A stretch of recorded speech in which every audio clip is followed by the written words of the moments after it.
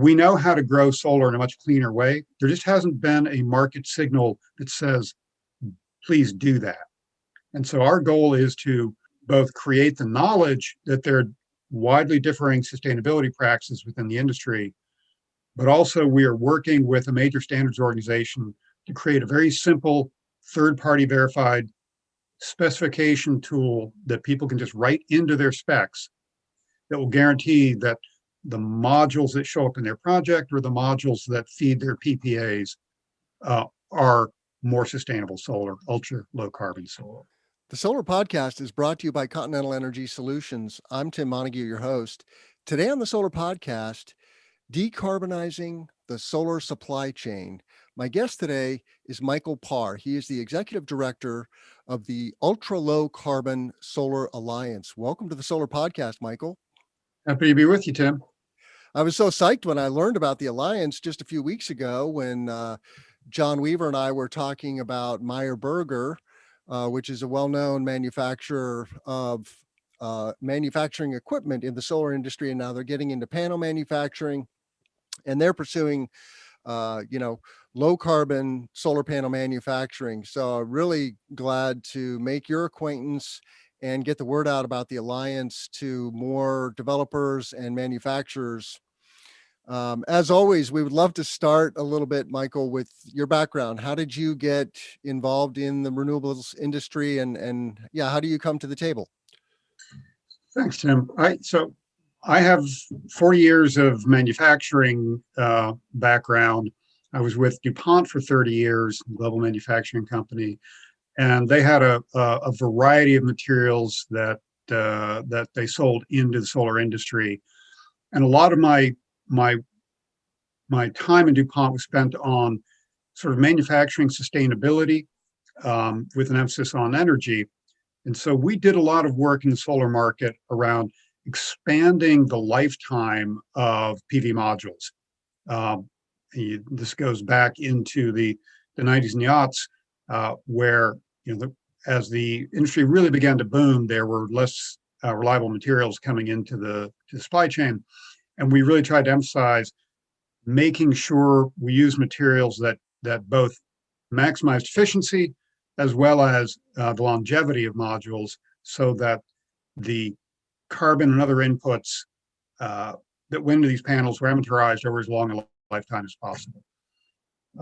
When I retired from DuPont, began doing business consulting on sustainability with a variety of manufacturers. And a few years ago, a couple of colleagues in the solar industry came to me and said, there's some interesting work going on embodied carbon in solar that we think is a really interesting angle for the industry to look at harder.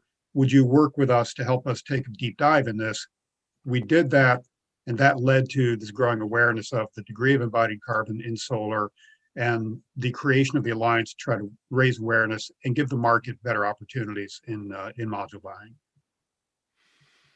So how old is the Alliance anyway? So we have about, all told, a couple of years under our belt, but we formally launched just in fall of last year. A fair bit of time to get ourselves organized, collect the right members that span the entire value chain. And so we launched in October. Okay. So relatively new. Mm-hmm. And I want to set the table a little bit. Obviously, so many of us in the clean energy industry are passionate for sustainability. And that's one of the things that I love working. I love about working in the solar industry. There are many mission-driven organizations, companies, and individuals. We're like that here at Continental. Everybody on the green team, as we call it ourselves, is passionate for sustainability and a brighter future for humanity. But let's face it, solar panels are very energy intensive pieces of equipment. The racking is very energy intensive. It's made of steel and aluminum that you have to burn carbon to make. And you have to mine elements out of the earth. And those mining machines are driven by internal combustion engines for the most part today. So it's heavy industry. And so while ultimately, most solar panels that I'm aware of are paying back their carbon footprint in the first couple years of life.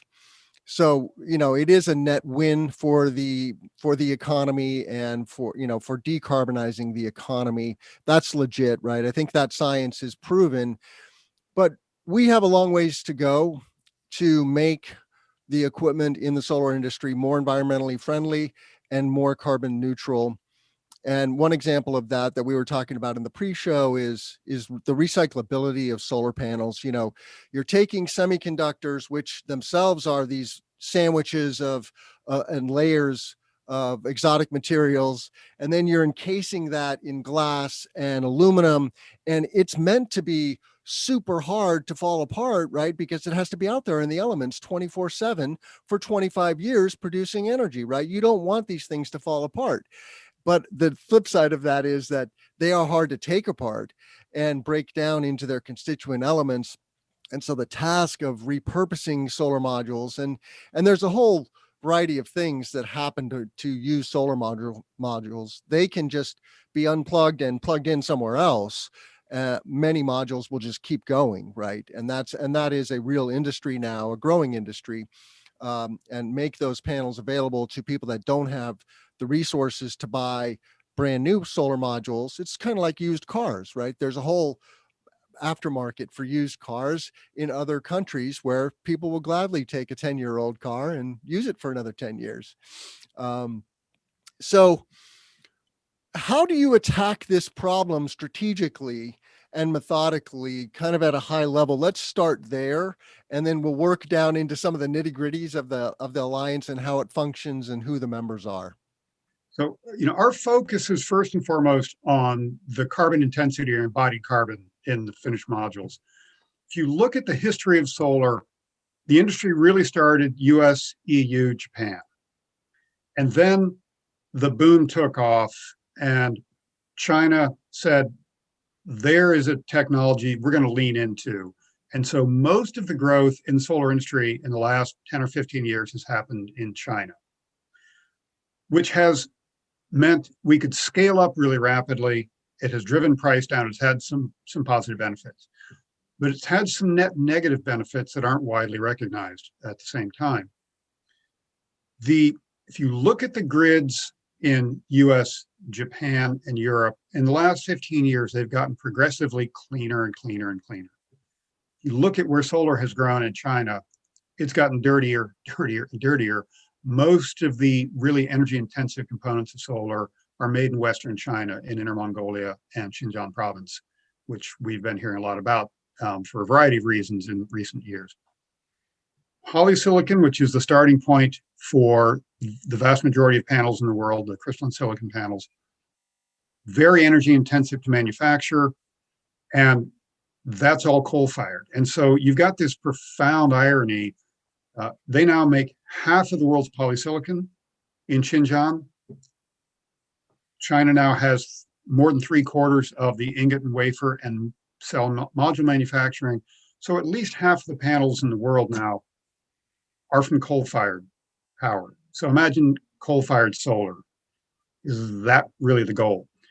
You look at, there's still plenty of polysilicon made in the US and in Europe, comes out of either hydropower or mixed grids with large elements renewables and relatively small components of coal.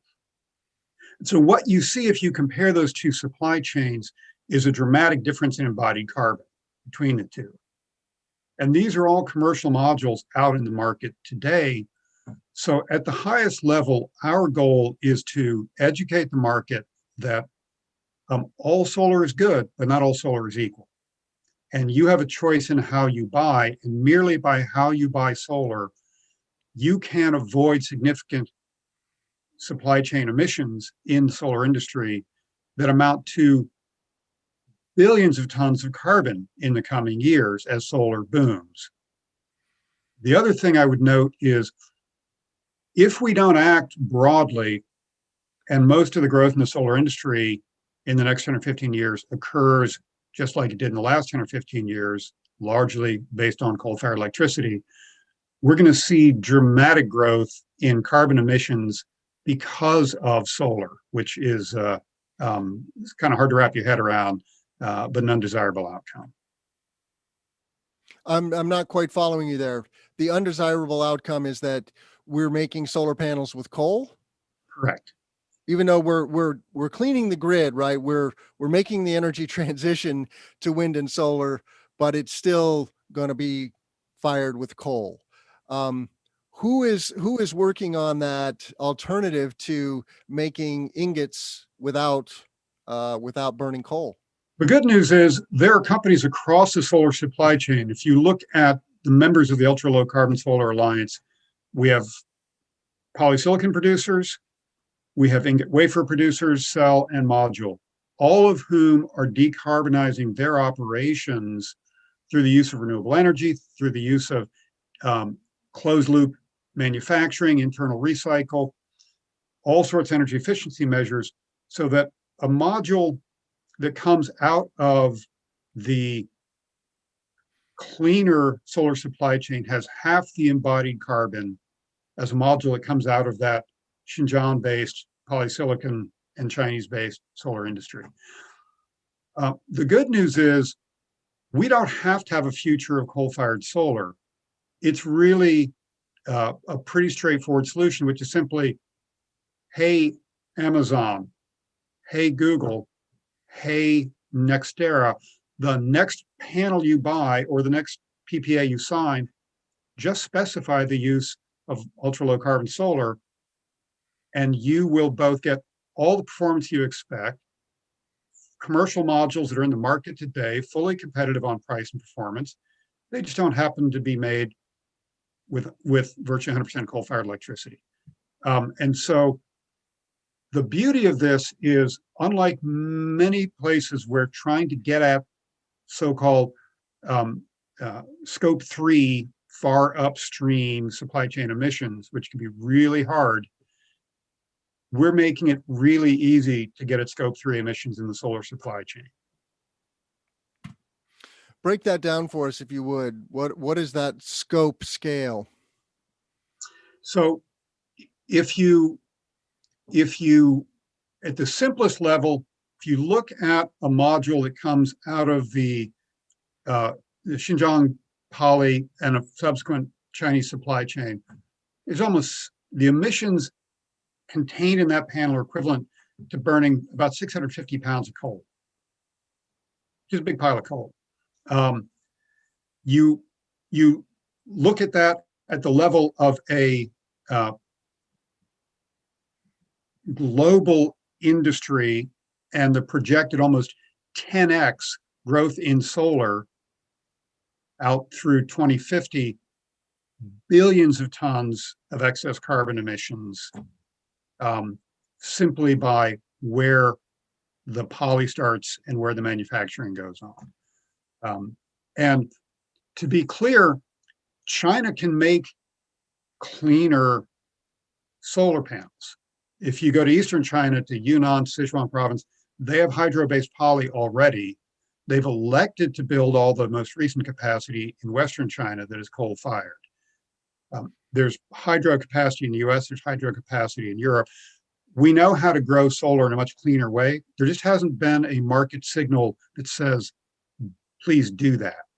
And so our goal is to both create the knowledge that there are widely differing sustainability practices within the industry, but also we are working with a major standards organization to create a very simple third-party verified specification tool that people can just write into their specs that will guarantee that the modules that show up in their project or the modules that feed their PPAs are more sustainable solar, ultra low carbon solar.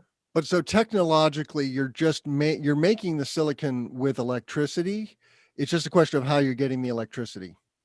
And it, as you mentioned at the top, Tim, at each step of the manufacturing value chain, there are elements of carbon intensity. Poly is the bulk of it because it's so energy intensive to make, but you can decarbonize at each and every step. So if you look at the technology that Meyer Burger is pursuing, right, very low embodied energy and embodied carbon in their manufacturing process. You look at the ingot wafer manufacturing by Norsun and Norwegian Crystals, hydro-based, very low embodied carbon. And on down the chain, everybody can contribute to reducing the embodied carbon in modules, but poly is the biggest piece. Okay. And you had mentioned scope 3. So I'm just going to read a definition of scope 1, 2, and 3 here. Scope, and this is referring to emissions. I mean, we're talking a lot about carbon, but there's other emissions here too, right? Scope 1 covers direct emissions from owned or controlled sources. Scope 2 covers indirect emissions from the generation of purchased electricity, steam, heating, and cooling consumed by the reporting company. And Scope 3 includes all other indirect emissions that occur in a company's value chain. So, for example, if you're in the aluminum business, but you're just an extruder, then there's emissions related to the mining that is considered a scope 3. Is that right? Bingo. Yeah. And this all comes out of the global greenhouse gas reporting rules that are sort of global standard. And scope 3 can be extremely difficult for people to get their arms around. You know, even companies with very strong sustainability and carbon goals are just really starting to grapple with it. Major investors like BlackRock are pressing for companies to really start to get at scope 3. And what we're trying to do is make it easy to do that. Solar has a benefit. It's a fairly compact supply chain. There are a limited number of tier 1 players at each step in that supply chain, and a strong market signal that can be generated with something as simple as a specification can ripple down that supply chain pretty quickly. And I can give you a very good example of how that's already worked. That is in some way a model for what we're trying to do. Okay. I would say let's do that. Yeah. So in part, what raised our awareness was the French some years ago put in place in their public tender system, meaning that it's a nationalized grid. They put out bids for projects. There was a sweetener in the selection of bids for lower embodied carbon. They developed a methodology that required entities at each step of the supply chain to do a life cycle assessment of the embodied carbon in their component of a module, and then a way to roll that up to the module level. And so when you bid, you had to say the modules I'm going to use have this much embodied carbon in them. And lo and behold, some of the lower carbon poly producers here in the US and Europe, their end use customers were winning large proportions of these bids, and they continue to, because those modules have much lower embodied carbon. That's kind of what kicked us off. And then we went back and looked at the academic research by National Renewable Energy Lab, by Argonne National Lab, and others that clearly demonstrated this roughly. Coal-fired solar has twice the embodied carbon as ultra-low carbon solar, twice. Pretty well documented. And so that's what led us to say, the French program is pretty good. South Korea is implementing a pretty similar program, but it is just within France. The approach is not entirely transparent, and it's hard for other people to use it. Let us take that model, convert it to a global standard with a third-party verified eco label behind it, and make it easy for everybody to buy better solar like they're doing in France. And I will tell you that in our fairly brief time of working at this, we are seeing very clear market signals. Our members report that more and more customers are coming to them saying, I don't want to buy that coal-fired solar. I would rather buy this ultra-low carbon solar. Orders are going up. So we feel like we're starting to get some traction in the market, and we are about to launch the multi-stakeholder process to develop this eco label.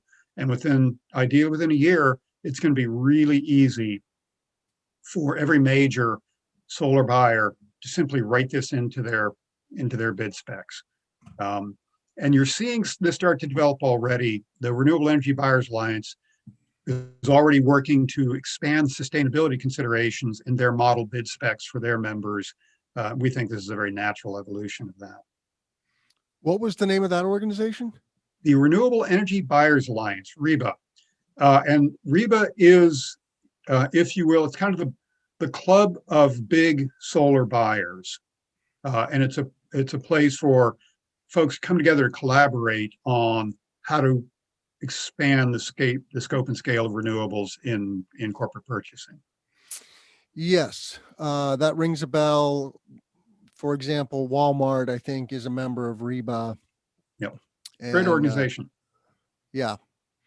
So, well, let's circle back now and talk more about the alliance. I did put the alliance briefly on screen, but I'm going to put it on screen again here. The URL is ultralowcarbonsolar.org, and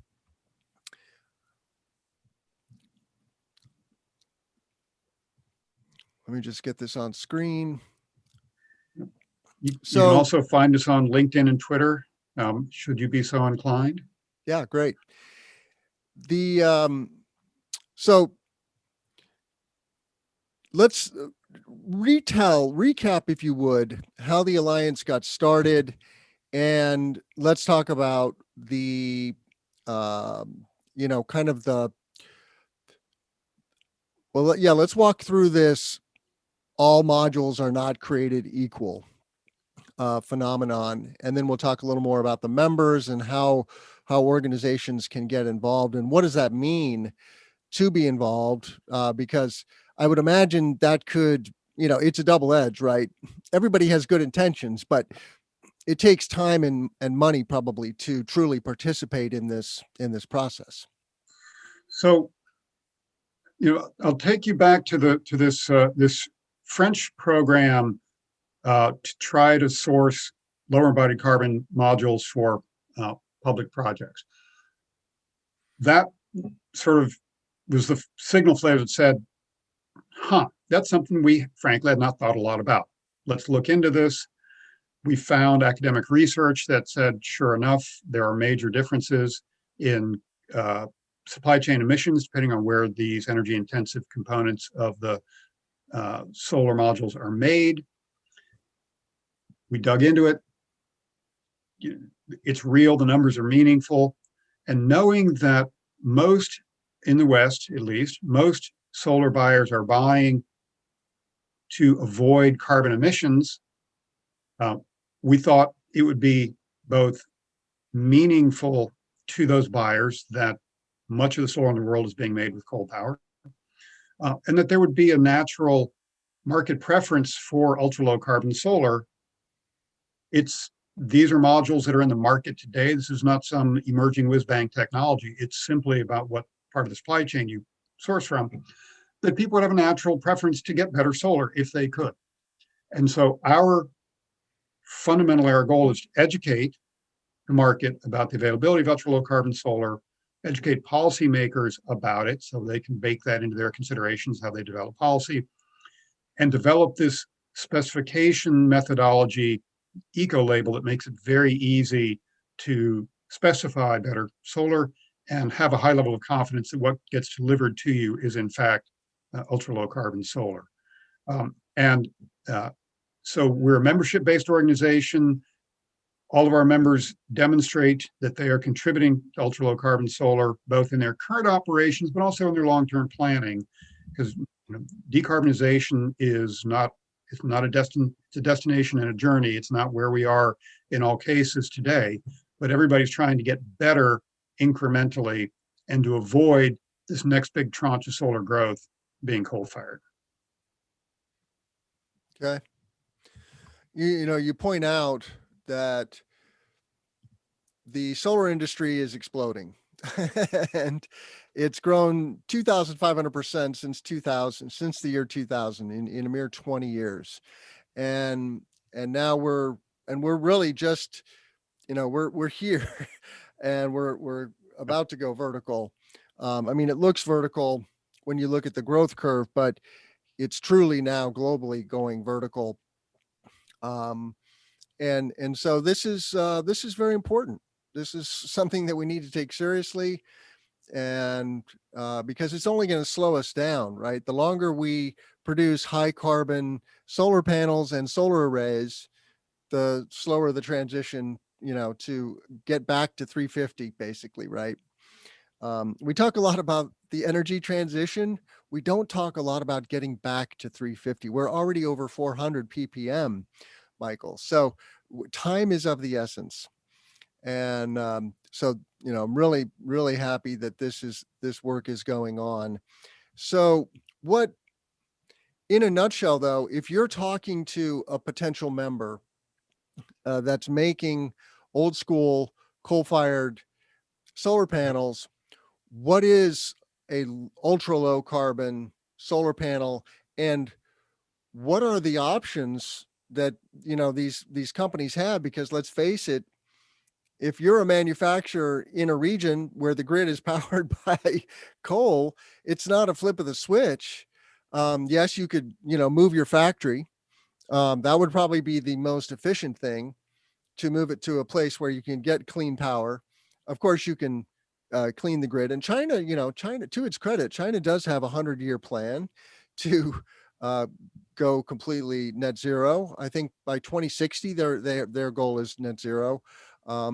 That's, we're not nearly as ambitious, in the US at a national level. Of course, we have many cities and states that are setting these goals.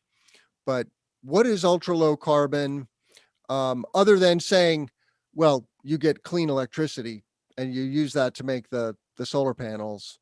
There's more to it than that. Yeah. So we've had the benefit of we have not gone out and sought members. Members have come to seek us, and that's a good place to be. But we're also very intent on making sure that people who do want to join really have legitimate claims around decarbonizing, because there are plenty of manufacturers who are so deeply embedded in that coal-fired economy that we have to be attentive to our own credibility. But so there are multiple ways that our members contribute to ultra low carbon solar. The poly and ingot guys, who are particularly energy intensive, both drawing from better grids, but also very high levels of energy efficiency, very high levels of internal recycle.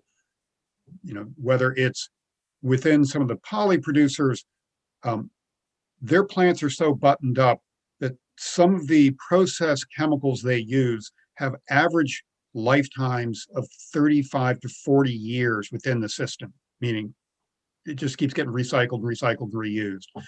The ingot wafer producers have gotten exceptionally good at essentially zero waste. So they minimize the kerf, and the kerf, which is essentially the sawdust left behind when you cut a wafer, back into the system.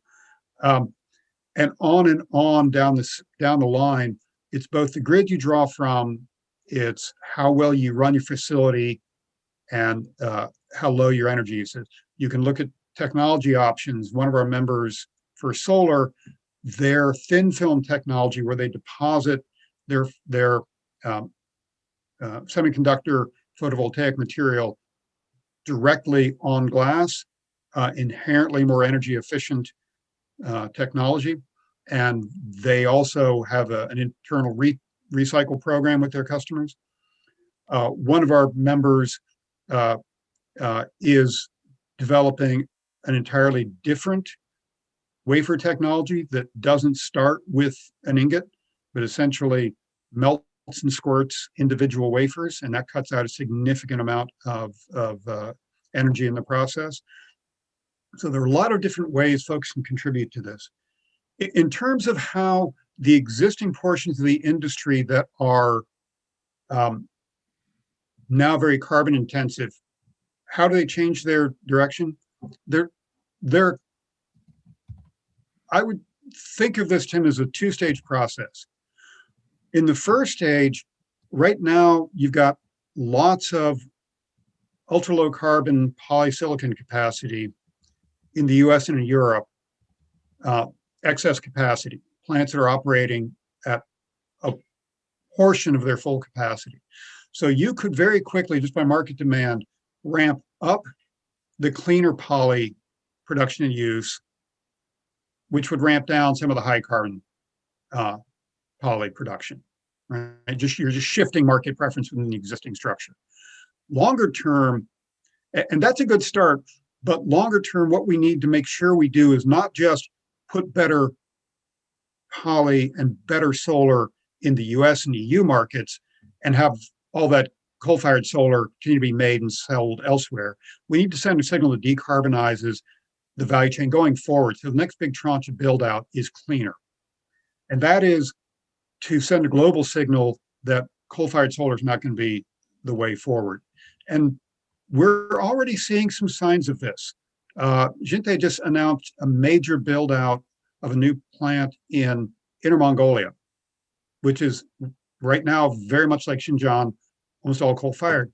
But they say they're going to build a major renewables component to fire their plant. Now, if they actually run their plant on renewables rather than just build a renewables and send, like a REC project and send it somewhere else and burn coal to fire their plant, that would be a pretty big development. In the same way, Eastern China, Yunnan, Sichuan, they do have lots of hydro and they've got poly plants run off of hydro. In part, what we're saying is today, let's move the market where we can. Long term, let's change the industry. Let's decarbonize this industry so this next big build out is done in a better way. And so we're not just expanding the use of coal to make solar, because the irony of that just makes your head hurt. Right. So I love this graphic on your website,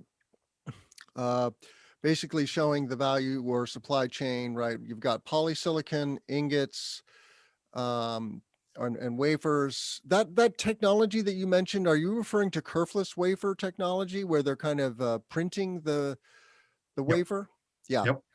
So there's new technology that's emerging that is much more efficient from a materials and potentially energetically, called kerfless, KERFLESS. So just Google that. Kerfless wafers are a thing.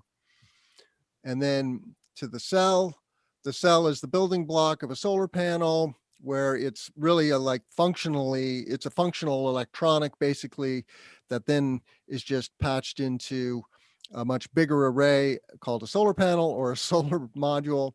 And then you take a bunch of modules, put it on racking, hook it up with wiring, and you've got a solar array or a system. Now, we've spoken mostly about the solar, the solar technology side of this. Obviously, there's a lot in a system beyond solar panels. There's copper, there's aluminum, there's steel. And is that something that you're truly have an ambition to look at as well? We've begun conversations with folks in that part of the industry. I will say all of the academic research we have looked at says the big differentiator in embodied carbon right now is at the module level, right? That the racking, all of that looks pretty much the same no matter where you are in the world. And so there's not big differentiation there. There is work being done in solar glass recycling that's really interesting. As you know, lots of both steel and aluminum is now coming out of recycled feedstock, which gives it a smaller energy footprint. So we would like to have that part of the industry participating, but we're starting where we can get our arms around it a little more easily, and we have the greatest opportunity to make large changes in carbon emissions in the near term. Got it. Makes sense. Can't take on the world, and you've got to be strategic about this. So let's talk about the members. Who are your members, and what are some of the different categories? I mean, I see, and I'll put this on screen in a minute, I see the the solar panel manufacturers here, and then companies like Meyer Burger that are becoming vertically integrated. They're the machine that builds the machine. But who are your members? So we've got the three major non-Chinese poly producers, Wacker, who has a facility here in in Tennessee as well as in Europe. We've got Hemlock Semiconductor based in Hemlock, Michigan, and REC Silicon, which has a facility in Washington State as well as in Montana. We've got 2 ingot wafer producers, Norsun, Norwegian Crystals, both 100% hydro-based, very low carbon production. We have emerging technology companies like 1366, the kerfless wafer company, who will be commercial in the not too distant future. And then we've got a number of module makers for solar, thin film, Q cells, and Meyer Burger traditional, as well as REC Solar, which is the panel making component, all using lower carbon poly and other lower carbon manufacturing steps. So those companies all, for example, Q cells has done extremely well in that French public bid system because they've got very low carbon modules. Same thing for REC Solar. Their modules are dramatically lower carbon than what we see coming out of the solar supply chain. We have a number of other companies we're currently talking to. And as we talked about just a moment ago, we do have a goal of extending our membership further down the value chain over time. Okay. Norsun, is that a Norwegian company? It is. Yep. Okay. Yeah, I have strong ties to Norway. It's great to see them so involved in the industry. And, you know, what people don't realize is Norway gets most of its energy from hydroelectric. Yep. They're very spoiled that way. They already have a a clean grid. And you know, same thing. Tennessee, lots of hydro available from that system, and you go into the Pacific Northwest, and there's lots of hydro as well as in Eastern Canada. So there are lots of places one can build out cleaner solar manufacturing within the existing energy structure. Yeah. And I can vouch, you know, that we have recently installed Q cells, solar panels, and REC solar panels. So I know that they're cost competitive, because cost is always a factor when you're sourcing materials for solar projects. Of course, it's a both and. You want high quality and you want a reasonable price. And we have not heretofore thought about the carbon footprint of what we're buying or installing, but this is the time is ripe for all developers and installers to really start to pay attention to this. So that's of great value to the industry. And, you know, and the industry for a long, long time has looked only at price. And that has masked some of these things that are what the economists call externalities. But there is if you are a big branded company with big sustainability goals, big public commitments, and if you're buying coal-fired solar panels, and now the New York Times and others are reporting that the companies in that Chinese solar value chain are also participating in the government's program of forced labor of Muslim minorities, particularly in the Xinjiang region, but not solely. You got to sort of say to yourself, I might not have known this a few years ago, but I have no reason not to know it today. Do I want to continue in my buying practices supporting those kind of unsustainable activities? And is that consistent with my corporate sustainability goals? Probably not, right? And that's why Larry Fink of BlackRock and others are really pushing companies to look hard upstream at their supply chains, because there are all sorts of risks that come with entangling yourselves with non-sustainable activities in supply chains. You know, whether it's, we've seen this occur with, oh wait, this toilet paper I just bought comes from old growth forests. Gee, maybe that's not a good thing. When those things come down, they don't tend to end well. And so part of what we're trying to do is give solar buyers a ready way to change the trajectory to avoid that headache going forward.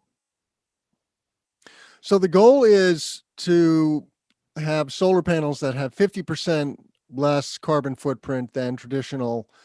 But you also referenced a scorecard in a way, right? A eco label which reminds me of like Energy Star, right? That the DOE has developed for appliances. You're going to come up with a rating scale. Is that right? So we're working with one of the big third party um, eco label developers, and Energy Star is really the right comparison. The idea being you are going to be able to write into your bid spec, modules must meet X. And behind X will be a very detailed methodology to demonstrate and then third party verify that in fact the modules meet X, which will be ultra low carbon solar. And so you will, in very much the same way that if you are a corporation today, you probably have bid requirements that all the electronic goods you buy carry certain eco labels, whether it's Energy Star or something else.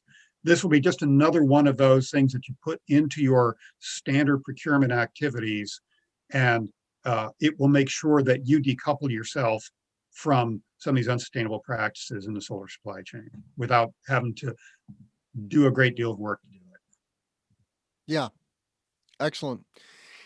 Now, the members on that page that we discussed, and it was great to see so many American companies there. I didn't realize that the value chain had such a large American footprint. So that's a great relief to me, because I think of the solar panel industry as a very Asian dominated industry. And you did, acknowledge that 75% of the cells are coming from China. So China is the big dog in the room, but there is opportunity here in the US, and manufacturing is a high wage world, generally speaking. And so, I hope the manufacturers are thinking, hell yeah, okay, this is going to be a huge growth opportunity. And what a better way to grow it right here in our own backyard. Now, do you have different types of membership? We do. We have several tiers. There's a voting level membership that gets you on the board, where you help drive the organizational decisions. There's a non-voting membership that's less time consuming and less expensive, although we are a pretty cost-effective organization at our core. And we have an associate membership for folks who want to follow along but don't either not fully commercial yet or are just wanting to associate themselves with the organization. Let me come back to your manufacturing point for just a second, though, because I think that's critical. One of the things we have all learned in the last year of this crazy pandemic is the unsustainability and lack of resilience in some of our supply chains. It's really been true in some of the PPE materials. But I think we're also starting to realize that we are letting ourselves become quite significantly over dependent on China for what's the fastest growing global energy source. And we're already seeing the Chinese Solar Association sort of threaten access to modules if we keep making a fuss over some of these unsustainable practices. Pretty clear kind of. Probably not a great idea for the US as a strategic matter to be over dependent on a single nation for energy source. Kind of takes you back to our Middle East oil dependence of days gone by. We are seeing signals that if the market does move to ultra low carbon solar, the US suddenly becomes a much more competitive place to manufacture, because we are inherently a much lower carbon based economy, which is a good thing. And I'm already seeing some of the ingot and wafer producers, for example, evaluate investment opportunities in the US. We had them here in the past. We don't now. Easy for them to come back if there's a market preference for lower carbon wafers. Similarly, cell and module capacity scales pretty quickly, as you know. And so we do think there is a chance for both Europe and the US to see a bit of a manufacturing renaissance and to start to knit the solar supply chain back together as a domestic industry, which has both reliance, supply chain sustainability benefits, but also national security benefits in terms of not becoming over dependent on a single source for something as critical as energy. Okay. Yeah, I mean, it is quite troubling that we are so dependent on China for solar panels and also rare earth elements, which are used, of course, in energy storage. Um, and just from a national security perspective, it just doesn't make sense for us to have all of our eggs, so to speak, in that basket. And as I mentioned to you in our first conversation, it was disheartening to me to see Maxion closing their plant in the Pacific Northwest. I don't know if you have any ties to SunPower or Maxion. They have a great brand name for being a highly recyclable product. And of course, very efficient solar panel as well, but they score well on the eco-friendliness. Why are they not members yet? We've talked to both, and many of Maxion's panels are already ultra low carbon solar. They've done very well in the French tender process. We would welcome both of them to the table. The door is open for them. They haven't chosen to walk through the door yet. Not sure why. Of course, they've been distracted. They just went through a major business transaction, and that takes a lot of internal bandwidth, and that could well be it. But Maxion is certainly one of the strong players in this market, delivering better panels. Yeah.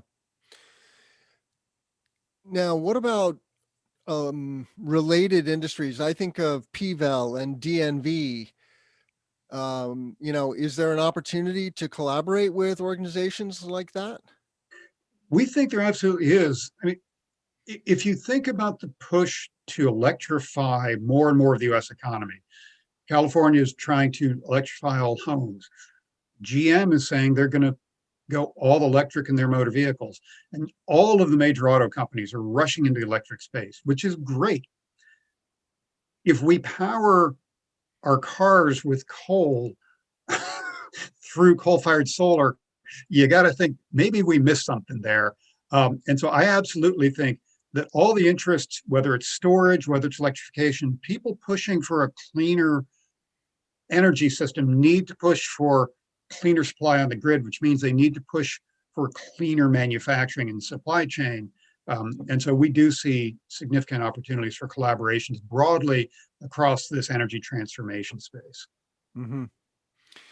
And then where the rubber meets the road, like if I'm a large developer, doing gigawatts of solar on an annual basis, what tools do you give them today? And are the tools free, or do developers need to pay to get access to this background information? So when we get the eco label into the market, and hopefully that's in about a year, I wish I had it today, but these things take time to do. They're very technical. That's going to be, give that thing away. We want everybody to have it and use it. In the meantime, there are some very simple tools that developers can use. Ask your panel producer what they know about embodied carbon in their modules, because all of the majors have this data. They've done it for the French government. Ask them for modules that have successfully competed in the French tender system.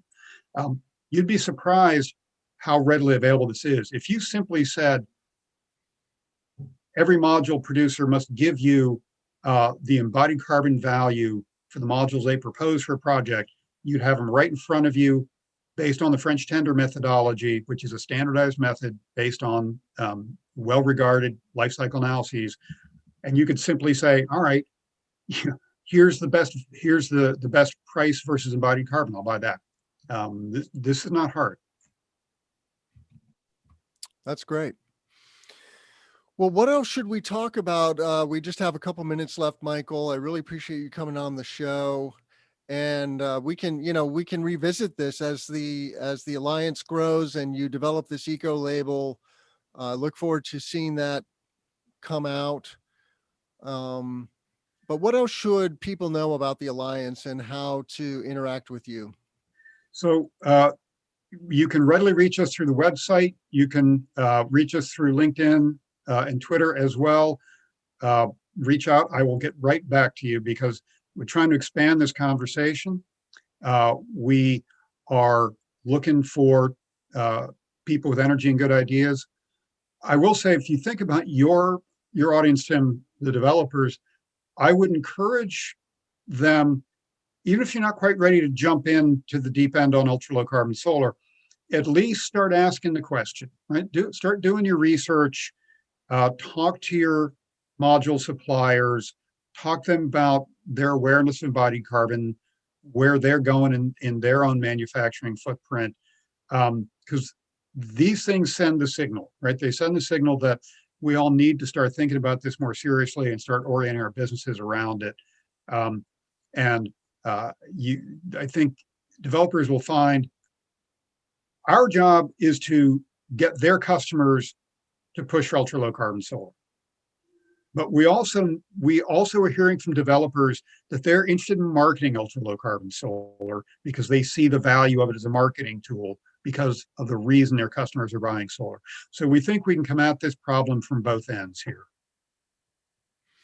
Yeah, and I would encourage our listeners to check out the news tab on your website. You've got some great stories, like the story about Hemlock releasing a white paper on ultra low carbon solar. You've got a story about California's clean energy bill, SB 100. And so you're a bit of a clearinghouse for the environmental end of our industry. And we're soon going to have a sort of a series of Q&As with our members where we'll elaborate what goes into making ultra low carbon solar, so folks can start to get a more granular view of how we're making these much lower carbon modules all along the value chain. Excellent. Well, I want to make a couple of quick announcements. The Solar Podcast is, you can find us at cesnrg.com. I'm doing 2 of these interviews every week. You see here Wes Fuller with the T29 tracker from Sunfolding. We've been doing a whole series on tracker technology, so check out that series. Jake Rosemarin, we broke down a story that Antenna did on the 5 clean tech trends in 2021. Jake is a great thought leader and a good friend of the solar industry. Bring you developers like Engie and Kristen Forns on commercial rooftop solar. Engie is a well-known French company that is developing gigawatts of solar and wind globally. And then we bring you cutting edge technologies like Avium, and they are developing a next generation electrolyzer for the hydrogen economy, which I like to say the 2020s are the decade of green hydrogen as well as renewable energy. Long-term storage is really where it's at for cleaning the grid. So check us out. Give us a thumbs up if you appreciate the content. Subscribe to the channel. I also want to let you know that we do a breakdown of the latest news with John Weaver and myself every Wednesday. We release a new episode of the Clean Power Hour. So that's also there at cesnrg.com. You can also reach me on Twitter at TG Montague. And I want to thank Michael Parr with the Ultra Low Carbon Solar Alliance coming on the show today. So wonderful to meet you, Michael, and look forward to seeing the alliance mature and grow. It's been a pleasure, Tim, and I look forward to our next conversation. All right, excellent. Well, everybody have a great day, and let's grow solar and storage. Take care.